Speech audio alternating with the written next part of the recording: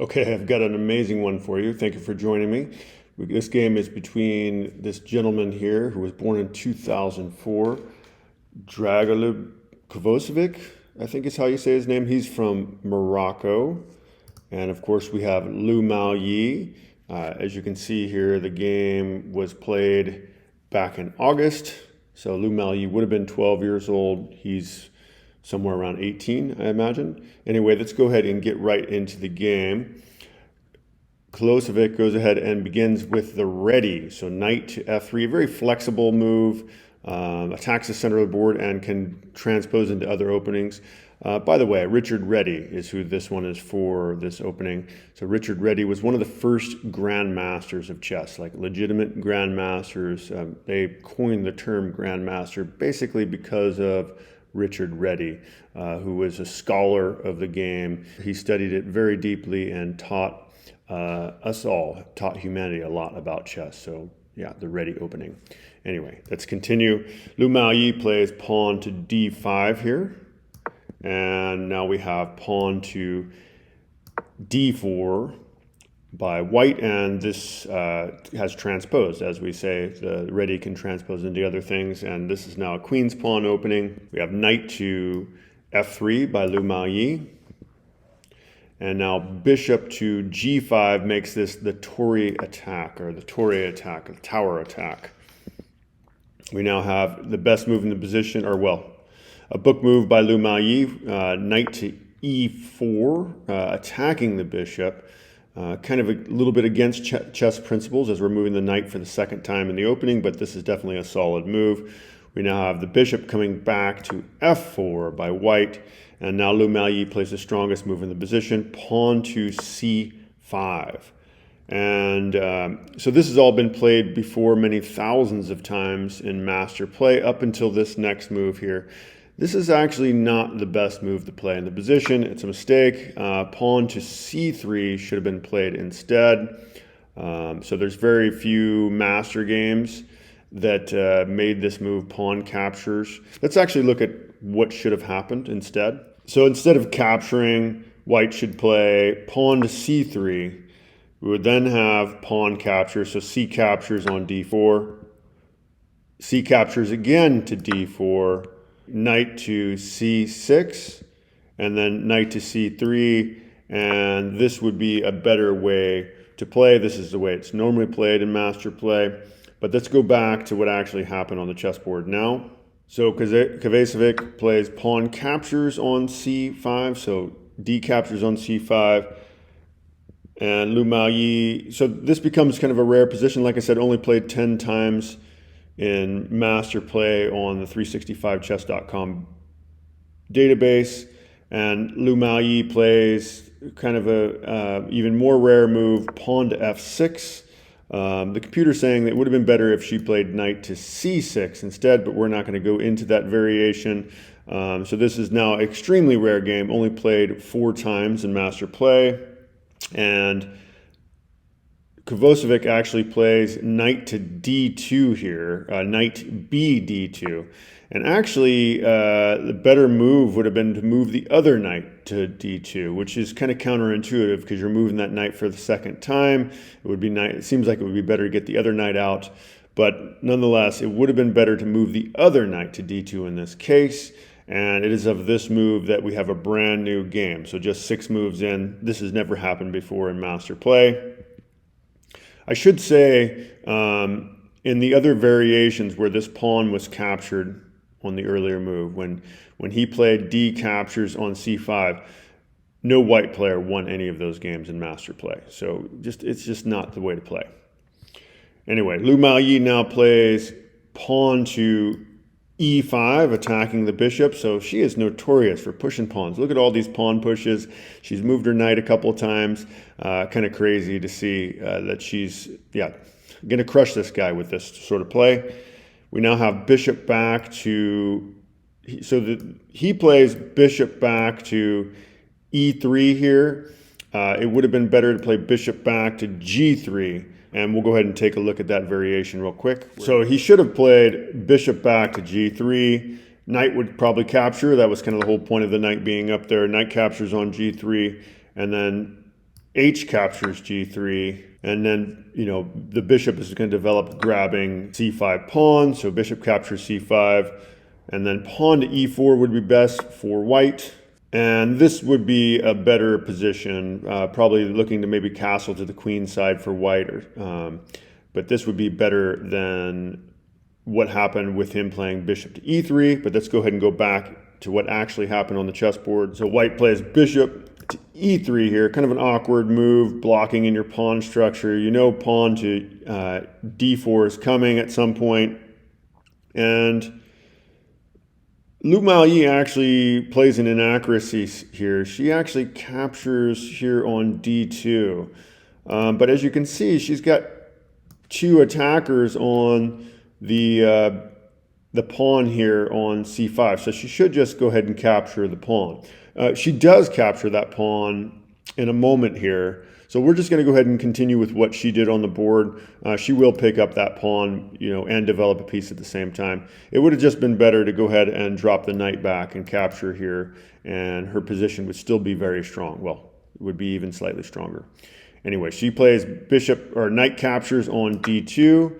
We have bishop captures on D2, best move for white. And now she does play bishop captures on C5, developing the bishop with some gusto there. And now we have pawn to E3 by white, perfectly good move. And Miaoyi actually castles here, which is just fine, although better would be just getting this knight involved. Says Stockfish, it would have been better just to get the knight involved now. Now we have pawn to C4 by white, also looking to maybe develop his bishop with some gusto, giving a checking move as he captures if she plays pawn captures. But Miaoyi just goes ahead and plays the strongest move in the position. She plays pawn to D4 here. Pawn to D4. Kovacevic should have gone ahead and captured, says Stockfish. Just go ahead and capture here. That is supposed to be the best move in the position. But it seems awfully dangerous since you're likely going to be opening a file and you're still a couple moves from getting castled. So I can see why Kovacevic did not spot this better move. He instead plays queen to B3. And Miaoyi now develops that knight. Miaoyi plays knight to C6. And now bishop to E2 by Kovacevic. And Stockfish says this is a mistake. He should have just gone ahead and castled. That would have put his rook on this soon-to-be open file and, you know, attacking the queen. So let's take a quick look into that variation. So if he would have castled, then really the queen would need to come off the back rank there. You know, you want to connect your rooks anyway, so black would probably play queen to C7 here. And then you could bring your bishop to D3. Black would probably play something like bishop E6. And then probably, you know, white would want to get the king off of that contested file there. And this would be a better position for white than what he actually faced on the chessboard. But let's go ahead and go back to what actually happened in this game. So he plays bishop E2, you know, kind of keeping some flexibility in the position. It does make sense that he played that move. Yeah, it's more flexible than castling right now, and it seems like it should be okay. And now Miaoyi actually blunders here.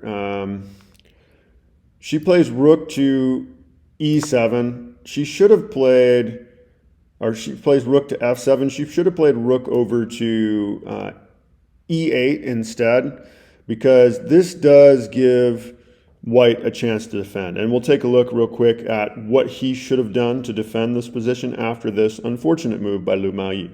Again, she should have played rook to E8. She did not. She played rook to F7 as we see here. And he should defend. He should play now by going ahead and capturing. Since he's ready to castle, he could play pawn captures on D4. We would then have pawn captures on so E captures on D4 by black, and then he would have the opportunity to castle here, and this isn't so bad. Yeah, this game will go on for many moves. So let's go back to what he played after she played rook to F7. So he does play the best move in the position, as we saw. He does play pawn captures on D4. We do have pawn captures back, the best move that Miaoyi can play. He does actually castle. So this does that variation actually does happen, and he's looking okay at this point. We now have bishop to g4 by Miaoyi, best way to play in the position, develop that bishop with some threats. And now we have rook to d1 by white, which is a bit of an inaccuracy. He should have actually just moved his bishop here, says Stockfish, but we'll go ahead and continue from here. We now have rook to d7 by Miaoyi, and now bishop to f4 by white. Again, Stockfish prefers playing this move here. Bishop to d3 would be better. And let's go ahead and take a look at bishop to d3 instead. So we'll back up and see how he should have played. So not easy to see because it seems like, you're going to be giving up this knight, forcing the pawn to capture, which is often dangerous, opening up the g file. But what he should have played instead was bishop to d3, and black should get his king to the corner here. King to h8 would be best for Miaoyi in such a position. And then rook to e1 would be best for white. And then the queen should go ahead and get off the back rank. Queen to c7, best for black. And now pawn attacks the bishop, begging him, it seems, to capture the knight. We have bishop captures knight, pawn captures bishop, and now knight to e5 for black, king to g2, and now the rooks double with rook a to d8. And this would have been better than what white played faced on the chessboard. This definitely would have been better because this game in the real position is almost over. This doesn't look great, so I can see why white would not want to be in such a position, as the king is kind of got an open castle there. Although it looks like it's going to be difficult to bring an attack over there for black. So white has the bishop pair. It's difficult to actually get over there. White would be better. Anyway, let's go back to what actually happened on the chessboard. So instead, white plays bishop f4.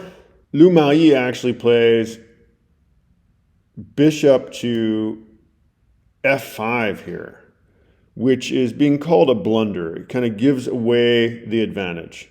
What she should have done is played g5. Pawn to g5 would have been best. Yeah, if she plays pawn to g5, she's just going to be just kind of forcing white into even more submissive position. Her pawn structure is closer to being able to attack. But anyway, that's not what she played. We're going to continue with what actually happened on the chessboard. So Miaoyi plays bishop to f5 here, light squared bishop to f5. We now have pawn to a3 by white. He should have moved his bishop to d3 instead, just kind of getting his pieces more active. Actually, let's go ahead and look at what he should have played rather than playing pawn to a3, because this game is almost over. Let's see the way that he could have defended. So quite simply, we just play bishop here, and then, they pretty much want to capture. This best move for black. We capture back, and, this passed pawn is not quite as deadly as it would be in the actual game. Basically, black is still winning. This game goes on. Anyway, let's go back to what actually happened on the chessboard. So he plays pawn to a3, and see if you can guess. Why don't you go ahead and pause your video for a moment and think if you can find the move that Miaoyi plays here. Maybe it's quite obvious to some of you, and for others, see if you can find the very strong best move that Miaoyi plays here. Hopefully you pause your video if that's what you want to do, but Miaoyi just goes ahead and of course plays pawn to d3. And he really should have just gone ahead and dropped his bishop back, and he wouldn't have been totally sunk. This wouldn't have been too bad. Unfortunately for him, he plays bishop captures on d3, and then he resigns. So he actually plays bishop captures, and yeah, this is just a mess. we'll take a look at probably why he resigned. So again, this is what he actually played, and then he just resigned the game. He made the move, and he realized how bad of a move it was, and he resigned. I think he should have definitely fought on. Let's take a look at what he would have been facing if he would have fought on. So we would have rook captures bishop on d3. Best white could play is just rook captures back. We would have queen captures rook. And now queen captures queen on d3. And of course, bishop captures queen. Black is up a bishop, really just up 2 points. Best move for black, as just by Stockfish, is just playing rook to d1 here. Yeah, rook d1. You would have to defend probably rook d8.